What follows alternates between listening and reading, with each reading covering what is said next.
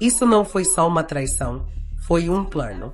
Eu descobri que meu marido estava escondendo dinheiro, mas o que realmente me destruiu não foi isso. Foi descobrir para quem ele estava guardando. Porque naquele momento, tudo fez sentido. Os olhares, o silêncio, as mudanças. E o jeito como a minha própria família começou a me tratar como se eu não pertencesse mais àquela casa. A verdade é que ninguém fala sobre isso. Sobre como a traição não começa com outra pessoa. Ela começa com pequenas decisões invisíveis. Pequenas mentiras que parecem inofensivas, mas que, com o tempo, vão criando uma realidade paralela. Uma vida dupla. E eu só percebi isso quando já era tarde demais. Porque, até aquele dia, eu acreditava no que todo mundo acredita. Que traição é algo emocional. Que acontece por impulso. Que é um erro. Mas isso não é verdade. Pelo menos, não nesse caso. Porque o que eu descobri depois mudou completamente a forma como eu vejo tudo. Segundo um estudo da Universidade de Harvard, pessoas que planejam esconder recursos financeiros dentro de relacionamentos não estão apenas traindo emocionalmente. Elas estão se preparando para sair. Em silêncio. Sem deixar rastros. E quando eu ouvi isso pela primeira vez, eu senti um frio no estômago. Porque isso explicava tudo. O jeito como ele passou a falar menos sobre dinheiro. As desculpas. As contas que não fechavam. Mas o pior ainda estava por vir. Porque não era só sobre dinheiro. Era sobre poder, controle e substituição. Mas é aqui que fica ainda mais estranho. Porque quanto mais eu investigava, mais eu percebia que aquilo não tinha começado recentemente. Aquilo já vinha sendo construído há muito tempo. Meses, talvez anos. E eu estava ali, vivendo dentro de uma história que já tinha sido escrita sem que eu soubesse. E foi quando eu encontrei a primeira prova. Não foi uma mensagem. Não foi uma foto. Foi um documento. Escondido. Fora do lugar. Um extrato bancário. Com um nome que eu não reconhecia. E um valor que eu sabia que não deveria estar ali. Naquele momento, algo dentro de mim mudou. Eu não chorei. Eu não confrontei. Eu não fiz nada. Porque, pela primeira vez, eu entendi que aquilo não era uma traição impulsiva. Era um jogo. E se era um jogo, eu precisava aprender as regras antes de fazer qualquer movimento. Eu comecei a observar, sem fazer perguntas, sem mudar meu comportamento, sem dar nenhum sinal de que eu sabia. Porque se aquilo era um plano, eu precisava ver até onde ele ia. Nos dias seguintes, eu reparei em coisas que antes pareciam normais. Mas agora, tudo tinha outro significado. Ele passou a sair mais cedo, chegar mais tarde, evitar qualquer conversa sobre dinheiro. E sempre que eu tocava no assunto, ele mudava de tema com uma facilidade assustadora, como se já tivesse ensaiado aquilo dezenas de vezes. Mas o que mais me chamou a atenção foi a tranquilidade dele. Não havia culpa, não havia nervosismo, havia controle. E isso foi o que mais me assustou. Porque, segundo um estudo do MIT, quando alguém mente de forma contínua dentro de um relacionamento, o cérebro começa a tratar aquela mentira como uma nova verdade. Ou seja, para ele, aquilo já não era mais errado, era apenas necessário. E foi aí que eu entendi uma coisa que quase ninguém entende. A traição mais perigosa não é a emocional, é a estratégica. Aquela que é construída com calma, com paciência, com intenção. Mas é aqui que tudo começa a ficar ainda pior. Porque quanto mais eu observava, mais eu percebia que eu não era a única sendo enganada. Havia outra pessoa envolvida. E essa pessoa já fazia parte da nossa rotina. Alguém próximo. Alguém que sentava à nossa mesa. Alguém que olhava nos meus olhos e fingia que nada estava acontecendo. E foi quando eu encontrei o segundo indício. Dessa vez, não foi um documento. Foi uma transferência. Pequena, quase insignificante, mas recorrente. Sempre no mesmo dia. Sempre para a mesma conta.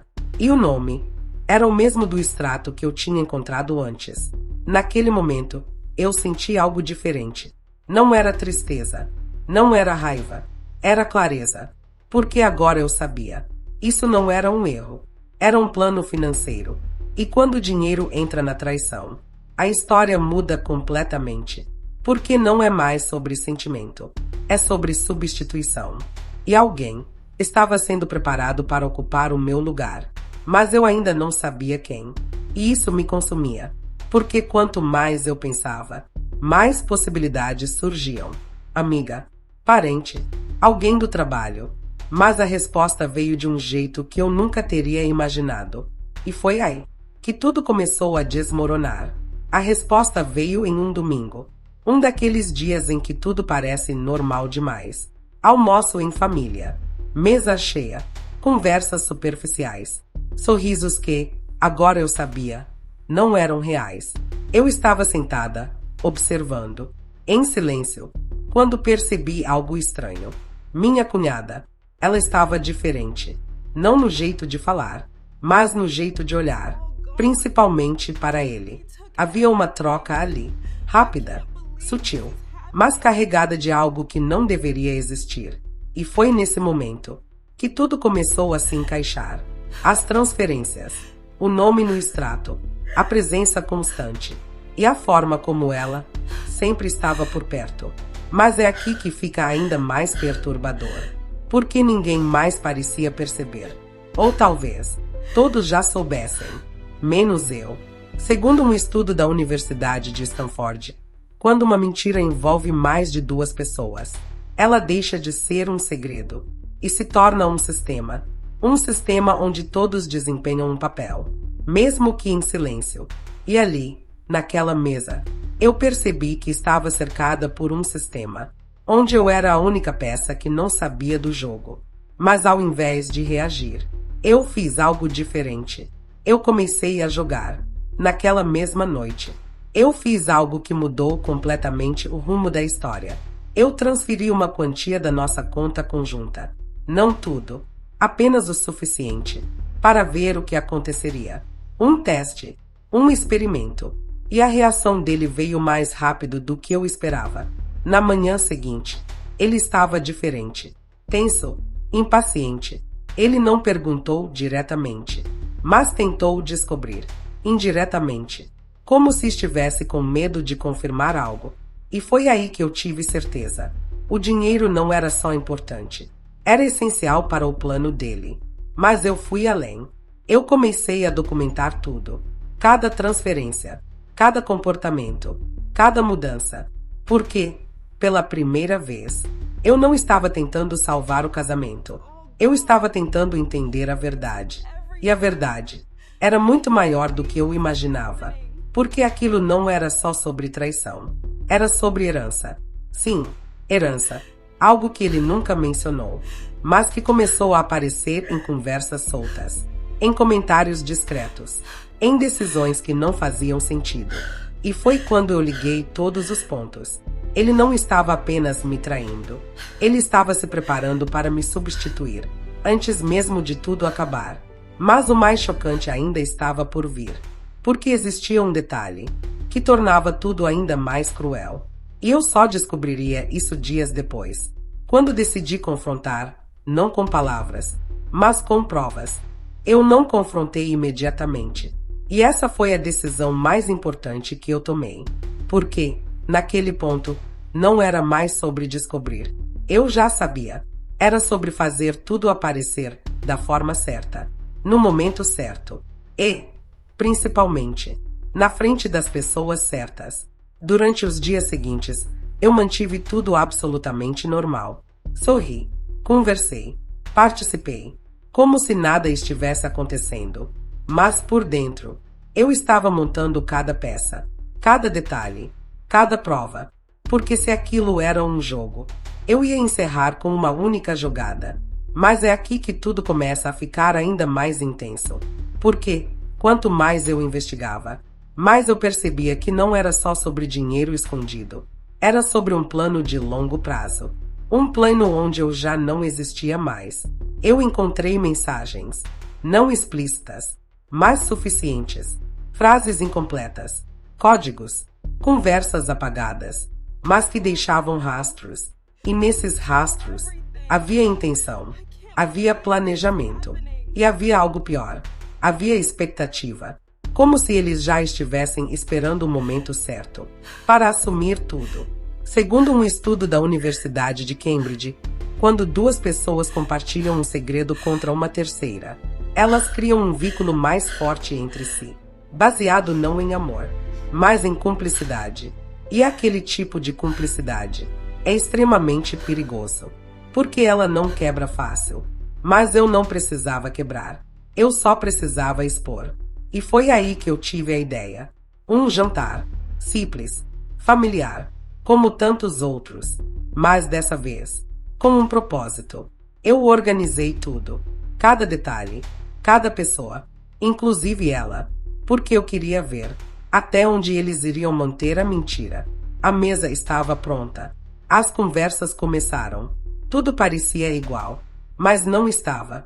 Porque, pela primeira vez, eu não estava ali como vítima. Eu estava ali como alguém que já sabia de tudo. E isso muda completamente a energia de uma situação. Porque quando você sabe a verdade, o silêncio deixa de ser fraqueza e se torna estratégia. Durante o jantar, eu observei os olhares, os gestos, as pequenas trocas, e tudo confirmava. Não havia dúvida. Eles estavam juntos, ali, na minha frente, como se eu fosse invisível. Mas foi então que eu decidi. Eu esperei o momento exato, o momento em que todos estavam prestando atenção. E, sem levantar a voz, sem alterar o tom, eu disse: eu acho que está na hora da gente falar sobre o dinheiro. O silêncio foi imediato. Meu marido me olhou, confuso, tenso, e minha cunhada, ela congelou. Naquele segundo, eu soube. Era verdade. Mas eu ainda não tinha terminado. Porque aquilo era só o começo. Ninguém falou nada. Mas o silêncio dizia tudo. Meu marido tentou sorrir. Um sorriso forçado. Como se aquilo fosse apenas uma conversa qualquer. Mas eu vi o medo nos olhos dele. E foi aí que eu continuei. Sem pressa. Sem emoção. Porque eu encontrei coisas que não deveriam existir. Minha cunhada desviou o olhar. Ele engoliu seco. E, pela primeira vez, eles estavam na mesma posição que eu estive por meses. Sem controle, sem roteiro, sem saber o que vinha a seguir. Mas é aqui que tudo muda. Porque, diferente deles, eu estava preparada. Eu peguei o celular, desbloqueei lentamente e coloquei sobre a mesa, com tudo aberto. Transferências, datas, valores, nomes, tudo ali, exposto, na frente de todos. A reação foi imediata. Minha sogra tentou interromper. Disse que aquilo era um mal-entendido, que eu estava exagerando. Mas eu não parei, porque aquilo não era mais uma discussão. Era uma revelação. Quer que eu mostre as mensagens também? Eu perguntei, e naquele momento, ninguém mais falou nada, porque todos entenderam. Tinha acabado. Mas o mais impressionante foi o que aconteceu depois. Meu marido não negou. Ele não tentou se defender. Ele apenas ficou em silêncio. E esse silêncio foi a confirmação final. Segundo estudos da Universidade de Yale, quando alguém é confrontado com provas irrefutáveis, o cérebro entra em um estado de bloqueio, porque qualquer tentativa de negação só pioraria a situação. E foi exatamente isso que aconteceu. Ele travou. Minha cunhada começou a chorar. Minha sogra tentou mudar o assunto, mas já era tarde, porque a verdade já estava na mesa. Mas eu ainda tinha mais uma coisa, e foi isso que mudou tudo. Eu olhei para ele e disse: você não perdeu só o casamento. Você perdeu o controle. Porque naquele momento, eu já tinha feito o que ele estava planejando fazer comigo. Eu tinha protegido o que era meu. Eu já tinha separado o dinheiro. Já tinha organizado tudo. Já tinha me antecipado. E eles não sabiam. O plano deles tinha sido quebrado antes mesmo de acontecer. E foi aí que a dinâmica mudou completamente. Eles não estavam mais no controle. Eu estava. E isso é algo que poucas pessoas conseguem fazer. Porque a maioria reage. Mas poucas pessoas observam, entendem e agem no momento certo. Eu me levantei, sem gritar, sem discutir, sem olhar para trás. E antes de sair, eu disse a última frase. Vocês passaram meses planejando me substituir. Mas esqueceram de uma coisa. Eu estava vendo tudo. O silêncio ficou pesado, definitivo. E quando a porta se fechou, tudo acabou. Uma semana depois, eu descobri que eles estavam tentando reorganizar tudo. O dinheiro, a situação, a narrativa. Mas não funcionou. Porque quando a verdade aparece, não existe volta. E hoje, eu ainda estou na mesma casa, mas não sou mais a mesma pessoa. Porque algumas traições não destroem você. Elas revelam quem você realmente precisa ser. E talvez a pergunta não seja por que isso aconteceu com você, mas sim, você perceberia antes que fosse tarde. Se você chegou até aqui, você já entendeu. Nem toda traição é impulsiva. Algumas são planejadas e silenciosas. Mas agora eu quero saber de você. Você teria percebido? Ou teria sido pego de surpresa? Como quase aconteceu comigo. Gone. He took everything. I can't believe this is happening.